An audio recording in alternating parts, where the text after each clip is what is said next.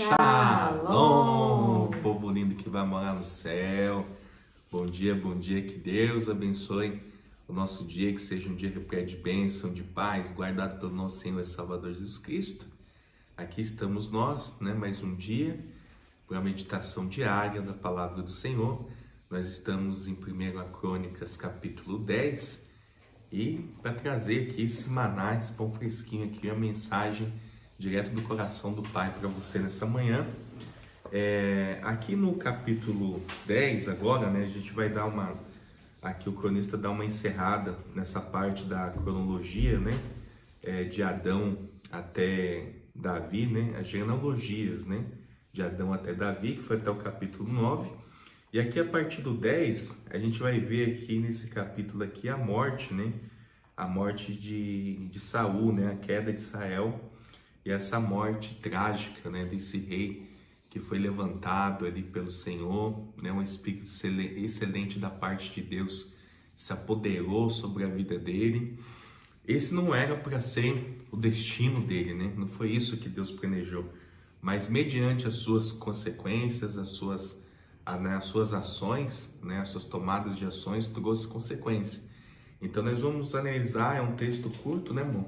A gente vai dar uma analisada no contexto e ver o que Deus fala conosco, quais foram os principais motivos da derrota de Saul, o que a gente pode aprender com esse contexto aqui, haja vista que o cronista aqui ele está ressaltando, fazendo um breve resumo do que a gente já viu lá em 1 Reis e 2 Reis. A gente vai ver aqui agora no decorrer dos próximos capítulos. No próximo capítulo vai falar a respeito aí da ascensão de Davi, da unção dele, e assim por diante. Amém, louvado seja o nome do nosso Senhor, aquele que é único e digno de toda honra, de toda glória e de todo louvor. É um capítulo curto, mas é um capítulo muito gostoso, porque eu gosto particularmente da história de Saul. Porque na nossa juventude, quando a gente inicia a nossa caminhada, a gente é conduzido muito pelo estereótipo humano, pela casca, a gente julga o livro pela capa e a gente se deixa levar muito pelas aparências. Até que a gente chegue no ponto de maturidade para a gente poder olhar além do que os nossos olhos estão enxergando, demora, E até que vem essa maturidade, a gente passa por muitas situações. Então vamos hoje relembrar um pouquinho aqui dessa trajetória de Saul, e eu creio que Deus vai nos ajudar a fazer uma retrospectiva, a chegar no entendimento e a nos fortalecer nesse dia, porque essa palavra não veio de encontro aos nossos corações nesse dia por acaso. Há um propósito, amém? E diz assim: a derrota de Israel e a morte de Saul. Os filisteus pelejaram contra Israel, e tendo os homens de Israel fugido de diante dos filisteus, caíram mortos no monte Gilboa. Os filisteus perseguiram Saul e seus filhos e mataram Jonatas, Abinadab e Malquizua, filhos de Saul. Agravou-se muito a peleja contra Saul. Os flecheiros o avistaram e ele muito os temeu. Então disse Saul ao seu escudeiro: arranca a tua espada e atravessa-me com ela, para que porventura não venham estes incircuncisos e escarneçam de mim. Porém, o seu escudeiro não o quis, porque temia muito. Então Saul tomou a espada e se lançou sobre ela. Vendo, pois, o seu escudeiro que Saul já era morto, também ele se lançou sobre a espada e morreu com ele. Assim morreram Saul e seus 3 filhos, e toda a sua casa pereceu juntamente com ele. Vendo os homens de Israel que estavam no vale, que os homens de Israel fugiram e que Saul e seus filhos estavam mortos, desampararam as cidades e fugiram. E vieram os filisteus e habitaram nelas, a sepultura de Saul. Sucedeu, pois, que vindo os filisteus ao outro dia a despojar os mortos, acharam Saul e os seus filhos caídos no monte Gilboa, e o despojaram, tomaram a sua cabeça e as suas armas, e enviaram mensageiros pela terra dos filisteus em redor, a levar as boas novas a seus ídolos e entre o povo. Puseram as armas de Saul no templo de seu Deus, com D minúsculo, e a sua cabeça fixaram na casa de Dagon. Ouvindo, pois, toda a Jabes de Gileade, tudo quanto os filisteus fizeram a Saul, então todos os homens valentes se levantaram e tomaram o corpo de Saul e os corpos dos filhos e os trouxeram a Jabes, e sepultaram seus ossos debaixo de um arvoredo em Jabes, e jejuaram 7 dias. Assim morreu Saul, por causa da sua transgressão, cometida contra o Senhor, por causa da palavra do Senhor, que ele não guardara, e também porque interrogara e consultara uma necromante, e não ao Senhor, que por isso o matou e transferiu seu reino a Davi, filho de Jessé. Que trágico, né? Você vê um rei que foi levantado, tinha tudo para ser o rei, né? Ele tinha ali a aprovação do povo, ele tinha aprovação e a unção da parte de Deus, o Espírito Excelente habitava nele, como a Paula bem disse, um homem belo, né? Em toda a Israel ali não havia homem tão formoso quanto Saul, né? E você vê aqui uma decadência. Então, assim, quais foram, né? O que a gente pode tirar de aprendizado aqui? Quais foram, né, os motivos da derrota de Saul? Né? A gente pode sinalizar aqui, nesse contexto aqui, 3 motivos. O primeiro deles, se esqueceu da palavra do Senhor, né? Se esqueceu das ordenanças de Deus, começou a fazer aquilo que era belo aos seus olhos, no seu entendimento, não deu ênfase à palavra do Senhor e à palavra do profeta, né? E isso trouxe severas consequências, porque ele acabou ali aos poucos se apartando de Deus. A segunda coisa que a gente vê aqui, que isso aqui também foi uma decadência no seu reinado, né? A consulta aos mortos e a fé nessa necromante aqui, né? Ele foi lá consultar o necromante, ou seja, não deu ouvido, né, a palavra do profeta, a voz de Deus, e ainda acabou desfazendo, né, do Senhor, consultando os mortos. Isso é abominável diante de Deus. E aí também trouxe consequência severa, porque a partir desse momento você vê que o Espírito Excelente se esvaiu da vida dele e ele deu brecha para quê? Para os espíritos maus. Ele começou a ser atormentado, né, por demônios, ao ponto de Davi, ainda ali aquele jovenzinho, ter que ir lá tocar harpa para ele, para acalmar, né, para aqueles espíritos imundos ir embora ali da vida de Saul, né? E a terceira coisa que a gente vê, deliberadamente não depositou, né, uma fé humilde e sincera em Javé, seu Deus. Ou seja, ele não foi humilde em reconhecer, né, o favor que Deus fez na vida dele, né? Que até quando ele estava ali com o Senhor, né, seguindo ali, fazendo o que Deus ordenara, ele foi bem sucedido. A partir do momento em que ele começou a desviar, começou a fazer as coisas do seu jeito, né, deixando a palavra do Senhor de lado e contemplando outras coisas, isso abriu brecha. E aí você vê o quanto que isso é importante, né, para a minha vida, né, para a sua vida. Uma hora a gente foi, né, levantado pelo Senhor, aceitamos, né, o batismo, descemos nas águas, o Espírito Excelente da parte de Deus habita em nós, mas quantas das vezes, porventura, às vezes a gente não dá ênfase na palavra do Senhor, ou deixa, sabe, não dá devida importância, acha que é irrelevante, né, seguir, né, o que Deus está pedindo, e a gente paga um alto preço também na nossa vida. Olha o preço que o rei Saul pagou, foi muito alto, porque não foi só a vida dele, né? A morte dele foi trágica. Ele pediu ali para que o seu soldado, né, tirasse a vida dele, mas ele não fez isso, ele não queria ser ali culpado por um sangue, ainda mais de um rei, né? Ele sabia a autoridade que estava sobre a vida dele, né? Você vê o próprio Davi, né, que foi perseguido por Saul, né? Aí ali ele teve esse zelo, né, esse temor, né, de não tocar no ungido do Senhor. Ele cortou a orla do manto ali como sinal, né, que Deus poderia ter entregado ele nas mãos dele, né, ele ter tirado a vida do rei, mas ele não fez, né, porque ele sabia a autoridade que estava sobre a vida do rei. E aqui esse soldado ele fez da mesma forma, ele não acatou, né, mesmo ele mandando ali, ele não acatou a ordem do rei Saul, e ele mesmo pegou a espada e tirou a própria vida, né? Você vê aqui os filhos dele também, todos os 3 filhos aqui sendo mortos, né? E ele teve ali a sua cabeça degolada e todos os espólios de guerra tomados.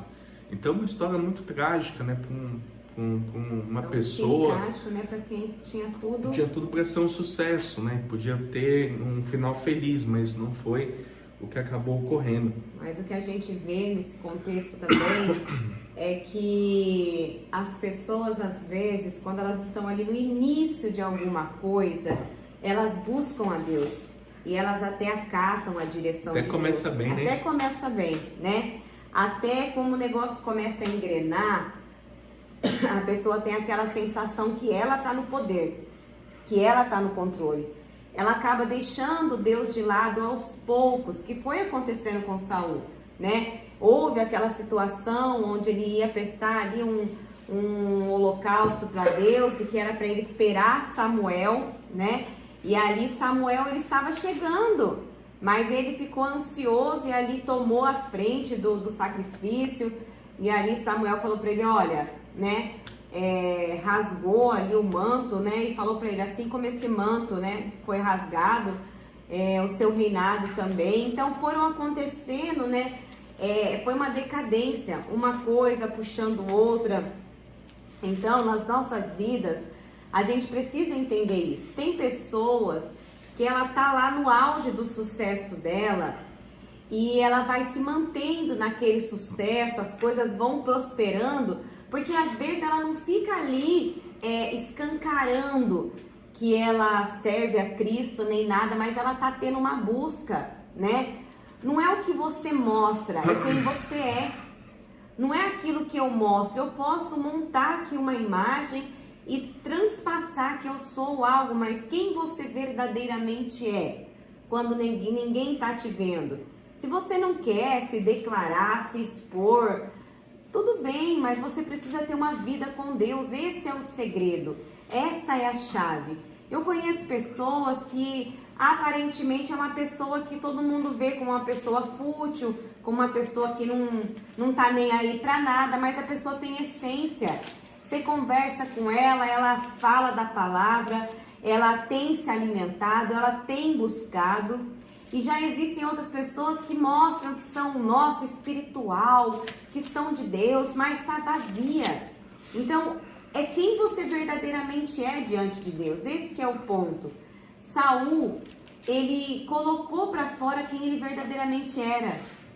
Então ali, aquilo que ele era, aquilo que o coração dele estava cheio de arrogância, de prepotência, de autocontrole. Ele queria ter o autocontrole da situação, ele não queria, né, que Deus ali conduzisse ele. Ele se permitiu ser conduzido e ali foi acontecendo tudo como aconteceu. Então, assim, se nós pudéssemos, né, dar um conselho para você nesse dia, né, um conselho que antes da gente falar para você, é um conselho que é para nós também, é que você ouça a direção de Deus, que você acate a direção do Senhor, que você não se desvie, que você não venha se ensoberbecer, que no meio do caminho o sucesso não te leve a pensar que isso provém de você, porque não é de você. Aonde você está, aonde você chegou, aonde você ainda vai chegar, é permissão de Deus, né? E do mesmo jeito que Deus exalta, Ele também abaixa, né? A gente conhece aqui na Bíblia, né, o caso de um rei, que ele ficou como um bicho ali para ele reconhecer que ele não era nada, né? Então a gente sabe que com Deus não se brinca, né? Que a gente pode se esconder do mundo, mas de Deus jamais, né? A gente conhece o caso de Jonas. Ele tentou se esconder de Deus e ali ele foi parar ali aonde, né? Dentro de um peixe, para que ele pudesse reconhecer Deus. Então, gente, na Bíblia tem muitos exemplos, né, de pessoas e situações que nos levam a entender que Deus é o único caminho, a verdade, a vida, que ninguém vai ao Pai senão através de Deus. Então, se apegue com a palavra, né? Se alimente da palavra. Você quer uma palavra para o seu dia de hoje? Ah, eu quero uma palavra, Deus não falou comigo. Deus já falou com você, irmão. Deus está falando que Ele é contigo, que Ele está no controle, para você confiar nele. O que mais você precisa? Eu não preciso de mais nada. Tudo que eu preciso saber é que Ele está comigo, que Ele me ama, que Ele está me conduzindo. Isso é o que importa, né? A tua graça me basta. E essa graça está sobre nós. Amém? Glórias a Deus. Tá procurando alguma coisa aí, amor? Estou procurando um texto de Davi? De Davi, Salmo? de Davi, que é para a gente entender, ver a diferença, né? De Saul com relação a Davi. Porque Davi, ele sempre dizia assim: bendizei a minha alma ao Senhor pelos benefícios, por tudo que Deus tem feito. Bendizei a minha alma, porque ele enfatiza isso, né? O Salmo Davídico, ele enfatiza essas palavras dizendo para a sua alma: alma, glorifique ao Senhor, exalte ao Senhor, né? Por tudo, pelos benefícios, por tudo que Ele é. Então ele ficava forçando, endulçando isso na mente dele, dizendo para a alma dele: bendizei ao Senhor. Por quê, irmãos? Como a Paula bem disse, a gente começa bem, mas se a gente deixar, né, a gente se distrai com facilidade, sabe? No momento da aflição, da dor, a gente se chega mais perto de Deus no deserto. Mas quando vem a bênção, a vitória, a gente acha que isso é fruto do que? Do nosso eu, do nosso ego, né? Da força do nosso braço, que às vezes a gente dá muito mérito para as conquistas, a gente dá muito mérito para nós e se esquecemos às vezes de saber, né, entender que tudo, né, que a gente tem, né, o que Deus provê na nossa vida ou não, provém de Deus.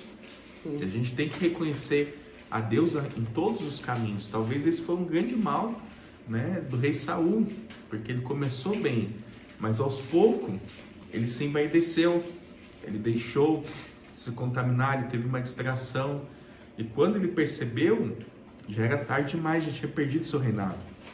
Então a gente tem que ter essa cautela e sempre dizer para nossa alma: bendizei, alma, ao Senhor. Uma diferença, né, de Davi o Rodolfo falando isso, eu contei isso recentemente aqui no canal, para quem já ouviu, peço perdão aí por eu ser repetitiva, mas tem coisas que a gente sabe, mas de repente a gente vive um start. E eu vivi um start esses dias com um desenho que a minha filha estava assistindo de Davi, e ali o menino Davi estava cantando, e ali a personagem falou assim: nossa, canta mais, porque o seu canto é maravilhoso. E ali na hora que o menininho estava cantando, gente, a dublagem daquele Davi, aquele Davi louvando, me deixou de boca aberta. Eu parei de lavar a louça e eu fiquei assim, ó, ouvindo aquele menino adorar, e ali aí eu vivi um start. Foi como se o Espírito Santo tivesse feito assim pra mim, ó. Aí naquele start assim, opa, entendi. Davi era um adorador por excelência. A essência de Davi, desde quando ele estava lá cuidando das ovelhas, ele não perdeu a essência dele ao longo da trajetória. até ele ser ali consagrado rei, né? Porque ele foi ungido, mas até ele ser consagrado pelo povo e considerado como tal, houve um longo processo. E ali, gente, todas as vezes agora que eu ouço aquele louvor do Nani Azevedo, sabe? Um adorador por excelência, quero ser, quero dar o melhor de mim. Gente, todas as vezes agora que eu ouço esse louvor, eu lembro de Davi. E eu falo, Senhor, eu entendi por que Davi tinha o coração segundo o coração de Deus. Ele era um adorador por excelência. A vida dele era para adorar a Deus. Então tudo que ele fazia, como o Rodolfo bem falou, ele cortou a orla do manto de Saul para provar para ele, olha, o Senhor te entregou nas minhas mãos. Só que eu sou um adorador por excelência, e se eu fizer algo a você, eu não vou estar adorando a Deus. Então todas as atitudes dele, ele remetia à adoração. Ele levava o pensamento dele, será que eu fazendo isso, eu vou estar adorando a Deus? A gente sabe o que aconteceu com Davi ao longo da sua trajetória. Eu não quero focar aqui no deslize dele, porque a gente bem sabe que ele pagou um preço, teve consequências por tudo que aconteceu com ele, mas isso não isentou dele ficar reconhecido na Bíblia como um homem segundo o coração de Deus. Você vê que ele foi humilde em reconhecer o seu erro, o seu pecado, né? Ele reconheceu que de fato o que ele cometeu foi muito grave. Você acha que se Saul ele também tivesse de uma forma genuína, né, antes de consultar a necromante ali, né, os mortos, etc., ele tivesse um arrependimento, Deus não ia perdoar? Lógico que ia, né? Mas ele foi arrogante, ele foi prepotente. Eu achei aqui o hino daqui da Suprema Graça de Deus, né? Um salmo davídico, é o capítulo do Salmo 103, onde ele diz assim: bendizei a minha alma ao Senhor, e todas as minhas entranhas, seu santo nome. Bendizei a minha alma ao Senhor, e não te esqueça de nenhum dos seus benefícios. É Ele que perdoa todos os seus pecados e cura todas as suas enfermidades. Ele resgata da sepultura a tua vida e te coroa de amor e de misericórdia. Ele sacia de bens a tua existência, de maneira que a tua juventude se renova como o vigor de uma águia. Então a gente vê aqui que, né, como a Paula bem disse, né, ele era um adorador. A vida dele foi para adorar e servir ao Senhor, né? Que a gente venha tirar essa palavra como lição para a nossa vida e que a gente possa ser um adorador do Senhor, em nome de Jesus. Amém? Vamos orar? Senhor, meu Deus e amado Pai, nós te rendemos graças, Senhor, por mais essa oportunidade que o Senhor nos concede, de podermos, Senhor, estar aqui reunido com os teus filhos através desse meio de comunicação, aprendendo mais da tua gloriosa palavra, Pai. Como é bom, Senhor, meditar, Senhor, na tua palavra. O Senhor se renova cada dia, Senhor, nos revela, Senhor, algo novo da tua parte, Deus. Esse alimento que nos nutre, né, que nos faz ser seres humanos melhores, que abrem o nosso entendimento, os nossos olhos, Pai. Nós rogamos a Ti, ó Deus, e bendizemos, Senhor, a nossa alma, né, para que a nossa alma venha, Senhor, a glorificar a Ti todos os dias, Pai. Que a gente não venha se envaidecer, que a gente não venha, Senhor, se desviar dos seus caminhos, a contemplar, Senhor, as coisas do mundo, a ter distrações, Pai, que às vezes pode ser um deslize, né? Algo pequeno que pode fazer com que a gente se aparte do nosso Criador, ó Deus. Em nome de Jesus, nós oramos, Pai, para que o Senhor nos brinde, Pai, assim como o Senhor brindou a Davi a meio a tantas perseguições, a tantas lutas, Pai, que a gente também possa ser brindado, Pai, e também ser um adorador de excelência, que a gente possa te adorar em espírito e em verdade, que o Senhor possa olhar para nós e ver um coração, Pai, voltado ao Senhor, Pai. Nós te damos graças, Senhor, por tudo que o Senhor tem feito na nossa vida, na nossa casa, na nossa família, por mais um ano que se inicia, pelo fôlego de vida, Pai.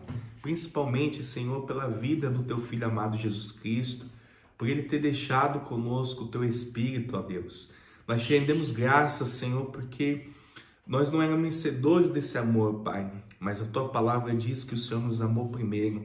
E que maravilhosa graça é essa, Pai, de sentir o Teu amor, a Tua misericórdia, essa graça, esse favor não merecido, Deus. Muito obrigado pelo Teu infinito amor. Assim nós te agradecemos e oramos em nome de Jesus. Amém. E graças a Deus.